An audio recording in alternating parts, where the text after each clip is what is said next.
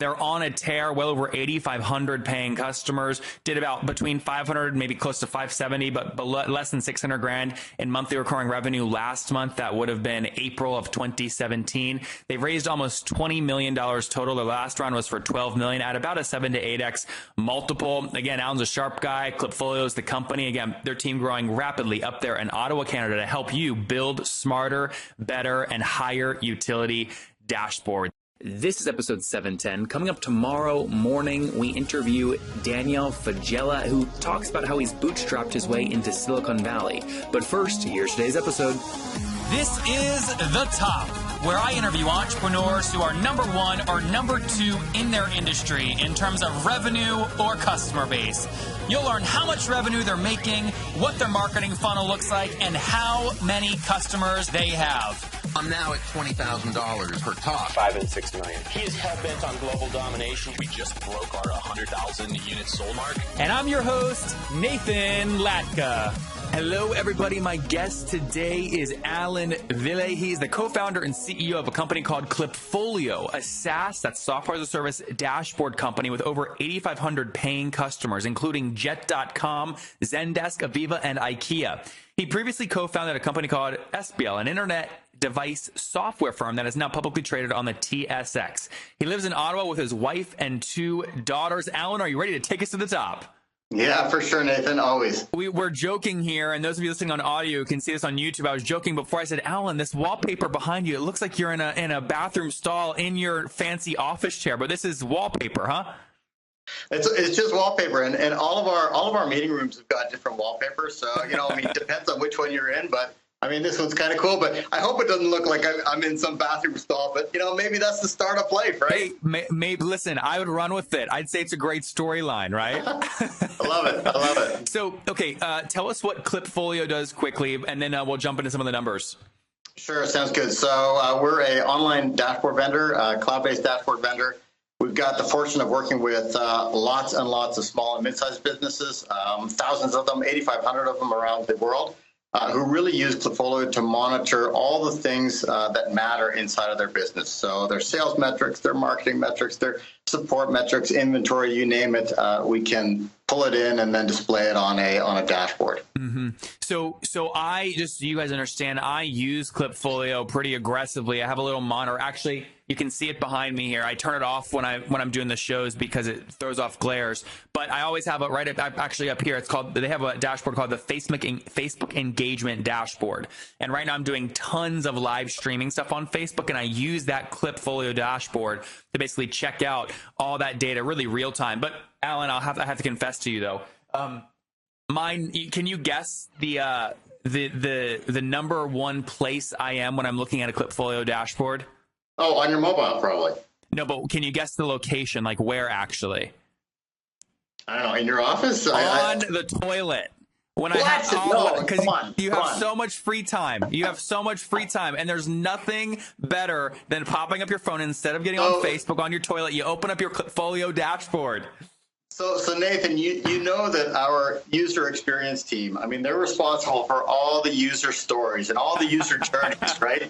So I should probably walk up there right after this call and say, listen, have you considered this story? Because this is important, right? So listen, people don't want to admit it, but there's a lot of mobile consumption especially business consumption that happens on the toilet. It's the first thing you do when you get up in the morning. When you want to take a break at lunch, you got to use the restroom. And people, I love looking at my dashboard metrics when I'm in the bathroom. It's quiet. It's a great place to focus.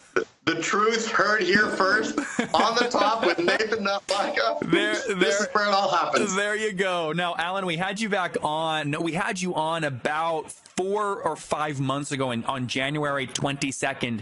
You had told me at that point you passed about 7,000 customers. You're now, just 4 months later, you said up above 8,500. Is that right? Yeah, that's right. And from a funding perspective, I assume you probably haven't raised more capital. You have about 20 million raised total? Yeah, that's right. So in January, we announced a $12 million raise. That was actually an inside round from our existing investors. So we were totally thrilled about that. I mean, it really signals a lot of confidence in what we're doing, in the market opportunity. So yeah, that was the last round. That was a Series B round, and that came together really, really nicely.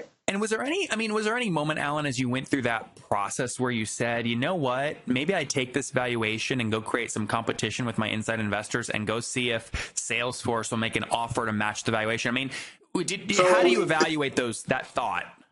Well, the initial plan, so in the fall when we started our roadshow, the initial plan was to go out and raise an external round. And we actually had some amazing discussions with some top-tier investors in Boston, in the Valley, likewise here in Canada as well.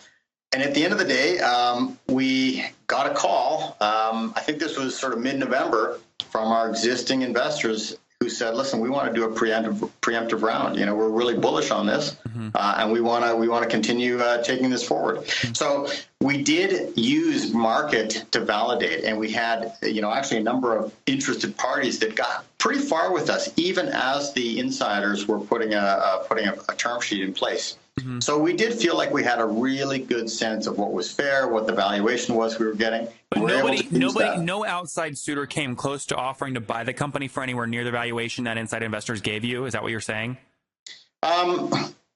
Yes and no. We actually got some verbal pointers that actually. His face is saying those are actually verbal offers, but he has to be diplomatic, so he's saying pointers. But verbal offers. Sure. That were actually far more lucrative, but there was some math and some obligations that came along with it that at the end of the day, it just didn't make sense. Like what? So where we, I think the valuation multiples for some of the terms that we were considering were just far too rich. And what that means is that for your next offer and the one after that, you almost set yourself up for an impossible mission. Oh, so these weren't acquisition offers. These were investors giving you term sheets at really rich valuations. Yeah, that's right. I mean, we've had some acquisition discussions as well, but nothing has really gone far enough. I mean, Nathan, we're having so much fun that we're not looking to be acquired right now. So yeah, we'll entertain those conversations, but I think we want to really continue building this up and really building value into the company. Allan, what gives you the ability though to resist that? Let me describe this urge in a second, right? So I think last time you came on, you said you had raised $12 million and it was something. You were vague, but you said something around a $45 million pre-money valuation, correct? Right. Yeah. Right. So you felt, what you just told me is you had offers of VCs that were giving you even richer valuations, but maybe the terms were a 2x liquidation preference instead of a 1x liquidation preference, or there were some backfill terms you didn't like, even though they offered higher valuations. Is that right? Yeah, that's correct. Exactly. So my follow-up question to that is, you mentioned you have had some actual acquisition offers, not offers to invest at a higher valuation, but acquisition offers by bigger companies. Is that true? Yeah, and I wouldn't actually call them offers yet. I mean, you probably know as well as I do, it's a dance. Yep. And what always happens first is you get a call from usually somebody in product. So product management reaches out and, they say something like, hey, we're interested in learning more about your tech and, potentially we're interested in a partnership. So you have a couple of discussions, right? And it sort of feels like it's an acquisition type of talk. But it's with the PM team, right? And then maybe it gets a little bit deeper and maybe they bring in some biz dev or some corp dev folks. And as soon as they do that, it's going down one path, right? And they're being, interested in what the business is all about and the opportunity for an acquisition. So it doesn't always, but we've had those kind of conversations, and I think in every one of those conversations, you want to layer how much information you present to the other company. Mm-hmm. So with every conversation, you have to be a little guarded, right? But you present a little bit more in good faith. But we've never gotten to any sort of formal discussion where there's actually an offer on the table. We've had a lot of the phone has been ringing, but we really haven't moved it forward. Just because we're not in a position where we're interested in selling. And what are so you mentioned you're at 8,500 paying customers. Are they still, last time you said your ARPU was about $100 a month. Is that the same? Yeah, that's right. So customers come in at roughly $70. That's kind of their the first bundle that they buy on average. And then over a course of about 12 months, they move up to about $115. So you're doing about $850,000 in monthly recurring revenue right now. No, I wouldn't say quite that much, but somewhere in that neighborhood for sure. Okay, but let's just put a bottom on it. More than 700 grand on a monthly basis? Yeah. No, not yet. Well, tell me where my math is wrong. So I'm taking 8,500 customers times 100. Is your ARPU actually lower than that? Yeah, so there are a couple of those customers are, of course, clients of partners, right? So clients and partners can either be paying us directly, or they're paying via the partner. And the partner channel does get a discount, right? So 35% of our revenue comes through the partner channel, which is really awesome and healthy. So 8,500 paying customers, yes, but it's not all exactly the same. I see. That makes sense. So what was revenue last month? Oh, we're doing about in between 5 and 6. Okay. Probably close to 6 right now. Got it. Fair enough. Good. And then, so here's my next question for you. You raised at a $45 million pre-money valuation. You raised 12. So what is that, 57 post or something like that? Or 55 post? It's doing 600 grand a month. You're doing at about 6 million kind of run rate. You know, so what's that, like almost 10x, right? Your multiple. Do you ever get nervous about growing into that valuation, right? The risk is you end up for whatever reason going flat, and you can never sell for anything where you as a common shareholder actually make money, or any of your employees in the equity pool actually make money because investors get their money back first. Yeah, so our valuation multiple wasn't quite there. It was closer to in between a 7 and an 8, which I think is about right. And this is, so if we were to back up, some of the other VCs that we're chatting with in this process, they were putting terms in place that had significantly higher valuation multiples. And now the logic will say, well, we'll go for it, right? Because you're seeing less dilution, you're getting a bigger check. But you're right, you have to sort of be able to sustain and grow into that at the next round. So a bigger valuation multiple is not always what you want. I'm always a big fan of it's got to be fair for both parties, and that includes the terms as well as the valuation multiple. You know, but you have to be able to grow into that, and you know, the next round after that. So I think you really want to choose something that you feel confident, bullish about, optimistic about, but it's not too much of a stretch. Do you have clips set up in a Klipfolio dashboard with all of your valuation offers, kind of tracking the investors over time? You know what? I actually didn't. I just used a Google spreadsheet for that, right? So, you know, that's totally fine. But anything else in Klipfolio is basically being tracked, you know, on the dashboard. Yeah. And you're right. I mean, we've got these big boards throughout the office as well for sales and marketing and support and dev and all the rest. But no, tracking the VCs and the offers and the discussions, I did that inside of a Google sheet. That's funny. Yeah, I know a lot of people, you know, Rand Fishkin uses you. I'm come across Rand because Portfolio or Penguin it's Portfolio Random House actually just bought my book deal, and they are also obviously working with him. And then I came across the Rand Fishkin dashboard. So there's a lot of, you have a lot of people using these dashboards, whether it's for Google Analytics or paid Facebook ads or paid Google ads or engagement or onboarding tactics or things like that. What's the weirdest use case you have? Oh, the weirdest use case. You know, that's a really interesting question. I don't know about weird use cases, but we do have a lot of NGOs or non-government organizations who are using it, you know, to push some of their metrics out. So the International Red Cross, for example, used it for all the flooding. They used it for the Zika virus. They used it for, you know, the stuff that's happening in Africa, right? So there's a lot of information that they're sharing as well using Klipfolio, you know, that isn't really business information, but it's really important for that information to get out in real time. So I don't know what the weirdest one is, but I mean, with so many dashboards, I'm sure there's all sorts of odd stuff that people are using that we haven't even dreamt of, right? Talk to me real quick about churn. Last time we spoke, it was 3% monthly. Is it still the same, or have you got better? No, it's actually gone up a little bit, and I'll tell you why. So 4%? No, not quite there. Okay. But it has gone up slightly, and I'll tell you why. And so everything is in context, right? So we started advertising quite a bit on Facebook, on AdWords. So we've upped our budget quite a bit. Like how, Allan, give us context there. I mean, are we talking hundreds of thousands or 10,000 or what? Yeah, so we've upped it to about 120,000 per month. Per month, that's Yep. right. And there's actually an awesome article on our website that talks about the lessons learned in Facebook advertising. Oh, great. Guys, we'll link to that for sure in the show notes at nathanlatka.com/the top 710. Yeah, there's a lot of really good crunchy learning in there.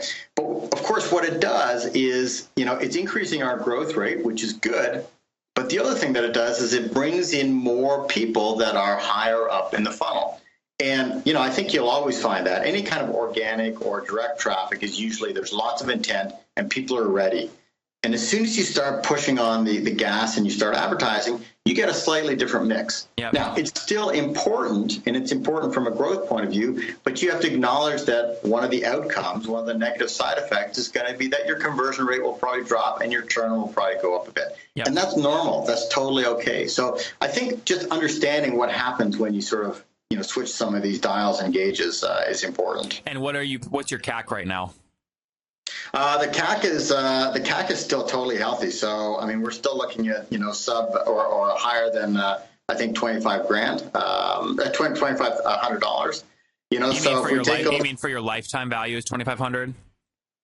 Yeah, sorry, that's right. So CAC is still around $700, $700 or $800. So we're still running very, very efficiently.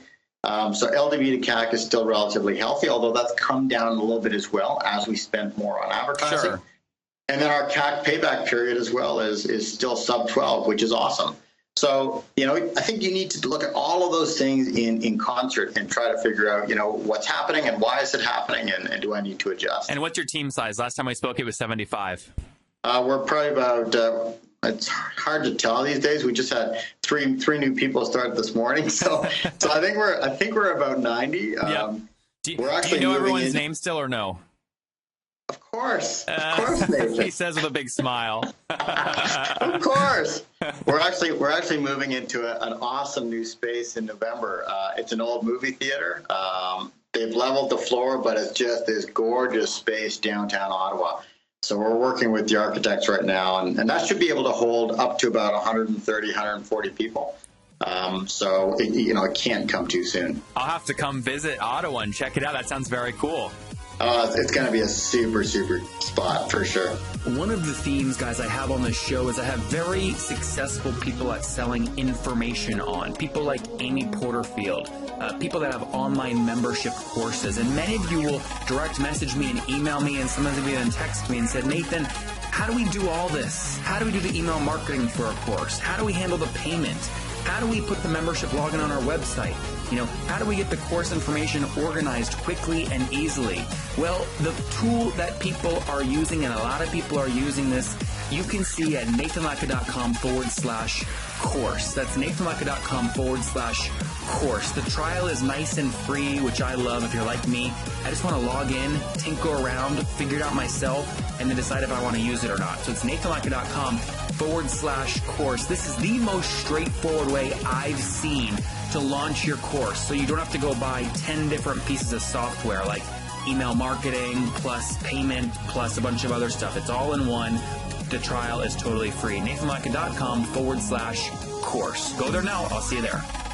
Awesome. All right, Allan, let's wrap up here with the famous 5. Number 1, what's your favorite business book?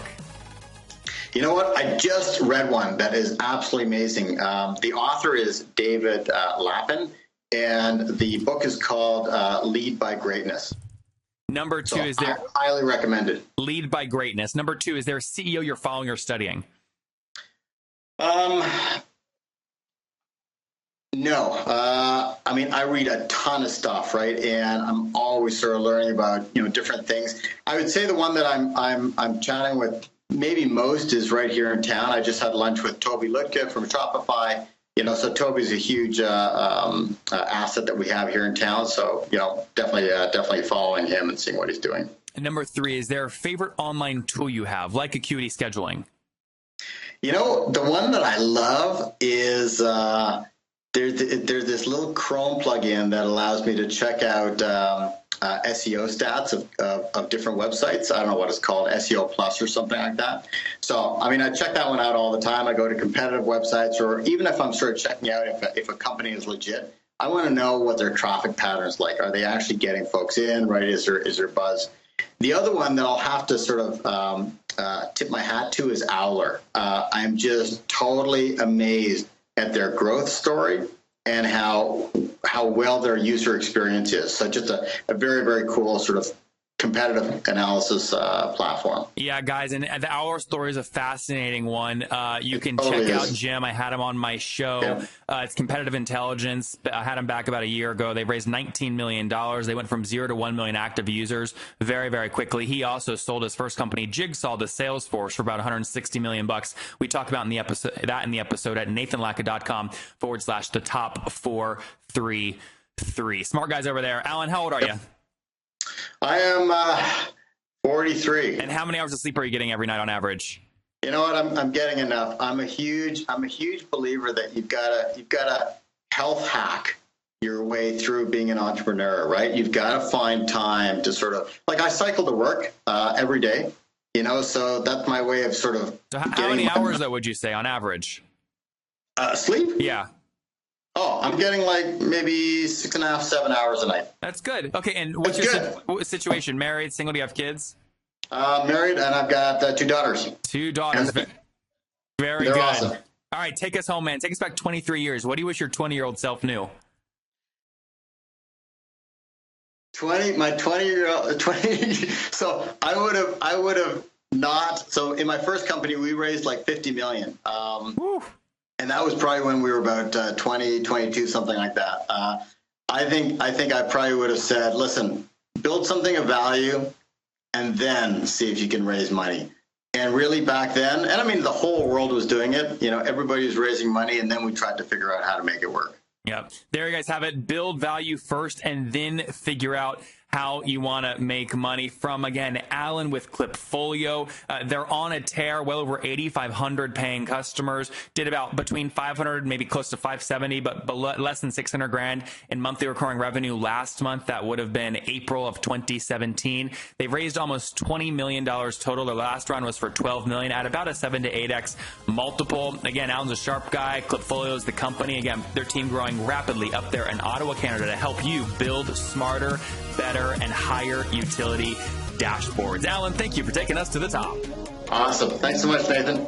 If you enjoyed Allan today, go back and listen to Blake yesterday, who breaks down how he's gotten 17,000 people to use his mobile app to manage their wardrobe more efficiently.